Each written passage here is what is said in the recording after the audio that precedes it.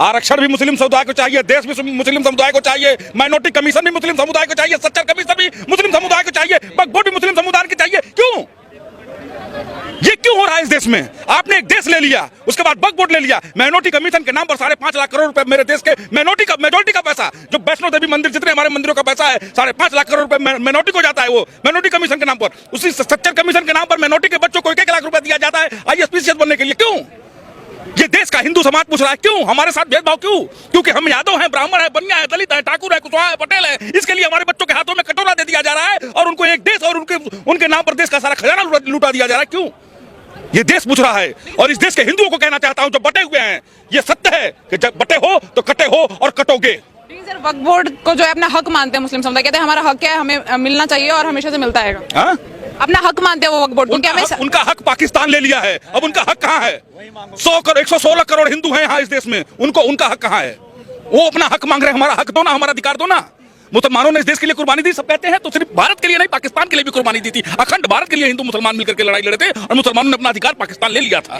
ये कौन सी राजनीति इस देश में हो रही है? क्योंकि हिंदू बेवकूफ है ना, वो यादव है, दलित है, ब्राह्मण है, बनिया है, कुशवाहा, पटेल, धोबी, कनौजिया सब बटे हुए हैं। ये उनको पूछो तो फलाने खान, हमारे पूछो फलाने तिवारी, फलाने यादव, फलाने शुक्ला, फलाने दलित, फलाने कुशवाहा, फलाने पटेल। यही जाति तुमको एक दिन इस देश में जैसे बांग्लादेश में हो रहा है वही वैसा ही तुम्हारा इस देश में होगा हिंदुओं, अगर अभी भी तुम नहीं जागे तो। हमने नरेंद्र मोदी को इसलिए नहीं बैठाया कि सड़कें बनानी है। मैं मोदी जी से कहना चाहता हूं, मैं देश की सरकार से कहना चाहता हूं कि हमने आपको कुर्सी इसलिए नहीं दी है कि आप जो है आप सड़क बनाइए। हम सड़क तो बनती है, बनती रहेगी। हमने आपको जिस काम के लिए भेजा है वो काम आपको करना पड़ेगा। इस देश में सनातन धर्म बोर्ड चाहिए और वक्फ बोर्ड को नस्तो नाबूद करना है हमारा। ये हम मुस्लिम पर्सनल लॉ बोर्ड कह रहा है कि हमारी जमीन है, हमारे मुस्लिम समुदाय की, हमारे वक्फ बोर्ड की जमीन है, आप सरकार का उसमें क्या लेना देना? पर्सनल लॉ बोर्ड, वक्फ बोर्ड आया कहां से? वक्फ बोर्ड जितने 57 इस्लामिक मुल्क है, कहां वो कहीं वक्फ बोर्ड है? नहीं है ना। भारत में ढोंग क्यों हो रहा है? ये फ्रॉड भारत में क्यों चल रहा है? दान में दी हुई जमीनें है ना, जो मुस्लिम समुदाय के अच्छे विकास के लिए। दान में नहीं दी गई है, कब्जा की हुई है जमीन है, क्योंकि उनकी सरपस्त पार्टी कांग्रेस पार्टी थी जिसने उनको जो है वोट बैंक के लिए उनको कब्जा करवाया है। दान में नहीं दी गई हुई है, कोई अपनी जमीन दान में नहीं दे देता है। ये बेवकूफ बनाने का काम चल रहा है इस देश में और इस देश की जनता को समझने की जरूरत है कि नींद से जागो। कब तक सोओगे यार? कब तक जाति बटे रहोगे? तुम्हारा देश तुम्हारे हाथों से सरकता जा रहा है, लेकिन तुम जाति में बटे हुए हो। ओवैसी जी कह रहे हैं कि यदि वक्फ बोर्ड खत्म किया जाता है, उसमें संशोधन होता है, तो मुस्लिम समुदाय से उनकी मस्जिदें भी छीन ली जाएंगी, क्योंकि मस्जिदों के भी पेपर। कुछ नहीं है, मस्जिदें नहीं छीन जाएंगी। जो अवैध कब्जा है, जो गरीब मुसलमानों को अधिकार नहीं दे रहा है, सिर्फ एक माफिया राज चल रहा है वक्फ बोर्ड में, उस माफिया राज को खत्म करने के लिए सरकार वक्फ बोर्ड में संशोधन बिल ला रही है।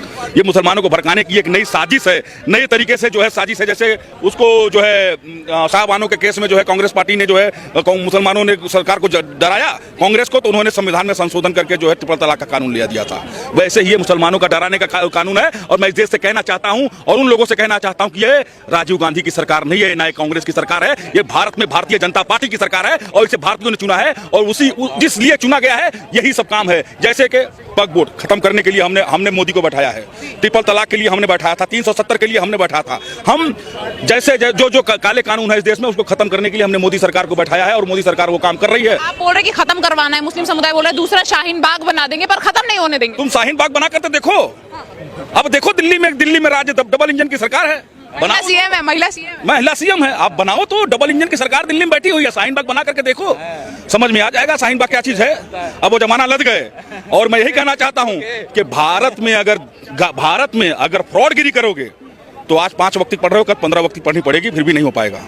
ये कहते हैं ना, दिन में 5 बार कहते हैं ला इलाहा इल्लल्लाह, दिन में 5 बार अजान करते हैं, लेकिन अल्लाह इनकी नहीं सुनता है। क्यों? क्योंकि कुरान में लिखा हुआ है, मेरे मुसलमानों, मैंने आपके लिए इस दुनिया में सारी व्यवस्थाएं की है, लेकिन जिस दिन तुम मेरे रास्ते पर से उतरोगे मैं ऐसा व्यक्ति भेजूंगा जो तुमको रास्ते पर ले आएगा। और ये वही व्यक्ति है, उसने ये नहीं बताया कि आधी आस्तीन कब पहन करके आएगा, वो किस रूप में आएगा वो उनको पता नहीं चलेगा। वो व्यक्ति कौन है? वो अल्लाह ने भेजा है। अब किसको भेजा है वो तो वो जाने, वो समझे।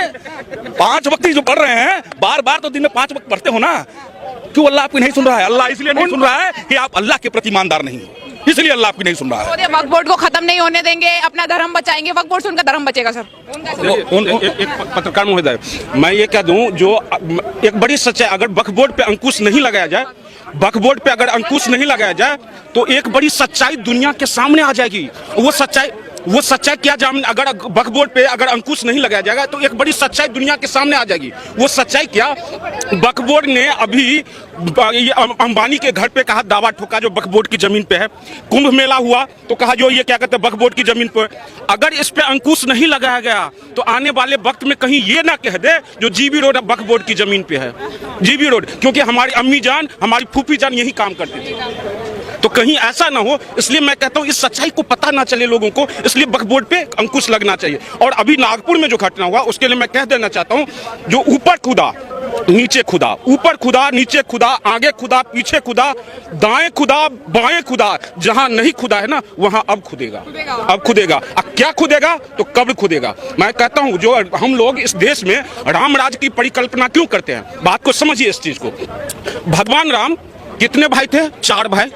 एक पिता की वचन को पूरा करने के लिए 14 वर्ष की वनवास चले जाते हैं। जिस भाई के लिए छोड़कर जाते हैं वो भी भाई भरत वनवासी की तरह रहता है। यहाँ शाहजहां के कितने पुत्र? 4 पुत्र। शाहजहां को औरंगजेब ने अपनी सत्ता हासिल करने के लिए कारागार में डाल देता है, अपने भाई दारा सिकाहो का गर्दन काट देता है, उसके बाद एक सुराही पानी देता है उसको पीने के लिए। शाहजहां तब अपनी किताब में लिखता है, तुमसे अच्छा तो वो हिंदू काफिर है जो मरे हुए बाप को भी पितृपक्ष में पानी पिलाता है। तू कैसे संतान है जो जिंदे बाप को भी पानी नहीं पिलाता। टॉपिक पे आते हैं, जैसे वक्फ बोर्ड की जो बात चल रही है, मुस्लिम समुदाय कह रहा है कि हम दूसरा शाहीन बाग बना देंगे, ना ही संशोधन होने देंगे ना ही हटने देंगे। तो शाहीन बाग जैसे हालात यहाँ पे क्रिएट होते हुए दिखाई दे रहे हैं, तो लग नहीं रहा है कि यहाँ पे हटाने देंगे। अब वक्त वो नहीं रहा, मैं इसलिए कह दिया जो वो वक्त नहीं रहा जो तुम शाहीन बाग बनाओगे, अब शाहीन बाग बनने नहीं देंगे। ये देश की जनता जागरूक बन चुकी है, शाहीन बाग दोबारा इस देश में नहीं बन सकता है। दूसरी बात मैं यही कहता हूँ, वक्फ बोर्ड केवल एक डीएम की उसमें डीएम की अगर उसमें स्वीकृति मिल रही है तो उससे उसको क्या दिक्कत है? दिक्कत क्या है? कह रहे किसी गैर हिंदू का क्या लेना देना। अब यही देखिए, यही दोगलापंथी देखिए, जब कुंभ मेला हो रहा था कह रहा है यहाँ पे क्या कहते हैं मुसलमानों की एंट्री क्यों नहीं होगी। लेकिन अगर वक्फ बोर्ड में कोई हिंदू आ जाए तो इससे इनको परेशानी है। इनकी दोगलापंथी देखिए, जो देश में अगर रोहिंग्या आ जाए इससे स्वीकार है, जो ये बाहरी लोग है रोहिंग्या आकर इस देश में बस जाए ये स्वीकार है, लेकिन वक्फ बोर्ड में कोई गैर मुसलमान नहीं। मुस्लिम पर्सनल लॉ बोर्ड करे, हमारी जमीन है, मुस्लिम समुदाय उसका कुछ भी करे, सरकार को क्या लेना देना। एक चीज देखिए, वक्फ बोर्ड के पास जो संपत्ति है उस संपत्ति का भला हिंदू को तो छोड़ दीजिए, किसी मुसलमान का अगर कोई एक पैसा का भला हुआ हो तो आप बता दीजिए। 40,000 आपको पता होगा जो आंकड़ा मैं बता दूं, 40,000 पेंडिंग केस है वक्फ बोर्ड के खिलाफ, और उसमें से 10,000 पेंडिंग किसका है? मुसलमानों का है। मुसलमान भी लोग कहता है जो वक्फ बोर्ड ने हमारी संपत्ति पर कब्जा करके बैठा हुआ है। और एक शादी किया हो, किसी मुसलमान का भला किया हो, किसी गरीब मुसलमान का अगर कोई भला किया हो तो आप बता दीजिए। ऐसा तो नहीं हुआ ना। मैं कहता हूं जब इस देश में कोरोना काल चल रहा था, उस कोरोना काल में सोमनाथ मंदिर ने दान दिया, माता वैष्णो देवी श्राइन बोर्ड ने दान दिया था, अक्षरधाम टेम्पल ने दान दिया था। क्या वक्फ बोर्ड ने एक पैसा का दान दिया? नहीं दिया।